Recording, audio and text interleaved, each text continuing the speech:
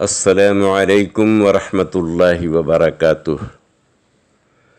نحمدہ ونصلی علی رسولہ الکریم، اما بعد فاعوذ باللہ من الشیطان الرجیم، بسم اللہ الرحمن الرحیم۔ فتحجد بہ نافلۃ لک عسیٰ ان یبعثک ربک مقاما محمودا، صدق اللہ العظیم۔ گرامی قدر سامعین کرام، تلاوت شدہ قرآنی الفاظ میں اللہ سبحانہ وتعالیٰ نے تہجد اور اس کی فضیلت کا بیان کیا ہے۔ تہجد کے بارے میں قرآن میں اور بھی آیتیں ہیں اور رسول اکرم صلی اللہ علیہ وسلم کی کثرت سے احادیث بھی وارد ہوئی۔ فرض نمازوں کے بعد نفلی نمازوں میں سب سے افضل نماز تہجد کی نماز ہے، اور اسی نماز کی برکت سے درجات بلند ہوتے ہیں اور مقامات و منزلیں حاصل ہوتی ہیں اور اللہ کا قرب حاصل ہوتا ہے۔ اسی وجہ سے تہجد کی نماز رسول اللہ صلی اللہ علیہ وسلم پر فرض تھی، جیسا کہ اللہ تعالیٰ نے ارشاد فرمایا، فتحجد بہ نافلۃ لک۔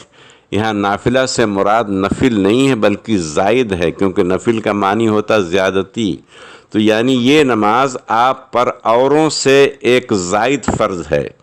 اسی وجہ سے رسول اکرم صلی اللہ علیہ وسلم نے ہمیشہ ہی یہ نماز ادا فرمائی، اور ایک بار جب یہ نماز آپ کی چھوٹ گئی تو دن میں آپ نے اس نماز کو ادا فرمایا۔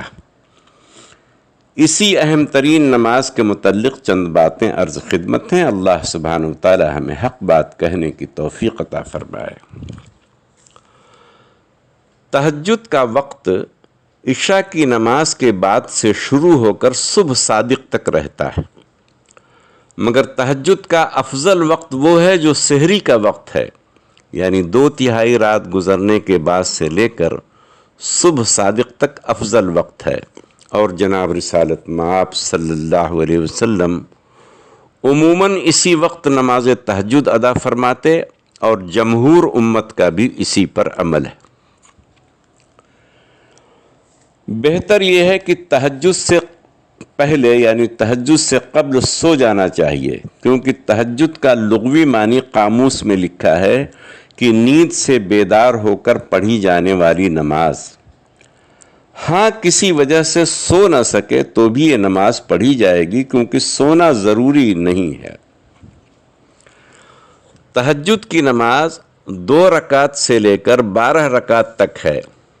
اگر وقت کم ہو یا طبیعت میں کچھ تھکان وغیرہ کا احساس ہو تو 2 یا 4 رکعت، یہ 6 رکعت پڑھ لیں، اور اگر وقت زیادہ ہو اور طبیعت میں بشاشت ہو تو 8 سے لے کر 12 رکعت تک پڑھنا چاہیے۔ رسول اللہ صلی اللہ علیہ وسلم عموماً 8 رکعت اور کبھی کبھی 12 رکعت بھی پڑھتے تھے۔ تہجد میں کسی سورہ کی تلاوت خاص نہیں کی گئی، بلکہ پورے قرآن میں سے ترتیب کا لحاظ رکھتے ہوئے جہاں سے چاہیں تلاوت کر لیں، تہجد ادا ہو جائے گی۔ قرات کا مسئلہ یہ ہے کہ رات کی نمازوں میں اگر نمازی اکیلا ہو تو اسے اختیار ہے، چاہے تو آواز سے یعنی جہری یا آہستہ یعنی سری تلاوت کرے، مگر افضل یہ ہے کہ ہلکے جہر کے ساتھ تلاوت کرے، مگر اس کا خیال رہے کہ کسی سونے والے کو یا کسی بیمار شخص کو اس کی تلاوت سے تکلیف نہ ہو۔ اگر تہجد میں اٹھنے کا یقین ہو تو وتر کی نماز تہجد ادا کرنے کے بعد پڑھیں، اور یقین نہ ہو تو وتر کو عشاء کے وقت ہی ادا کر لیں۔ اگر رات میں تہجد کے لیے اٹھنا مشکل ہو تو عشاء کی نماز کے بعد تہجد پڑھ لیں، اس سے بھی تہجد ادا ہو جائے گی، کیونکہ تہجد کا وقت عشاء کے بعد سے شروع ہو جاتا ہے، مگر اسے مستقل عادت نہ بنا لیں، بلکہ کبھی کبھار رات کے دوسرے اوقات میں بھی تہجد پڑھ لیا کریں۔ تہجد کی نماز عورت اور مرد دونوں کے لیے ہے، اور دونوں کو اس عمل پر اللہ تعالیٰ اجر و ثواب عطا کرے گا۔ تہجد کی 2 رکعت پڑھنی چاہیے. ایک ہی سلام سے 4، 6 یا 8 رکعت پڑھنا خلاف سنت اور مکروہ ہے.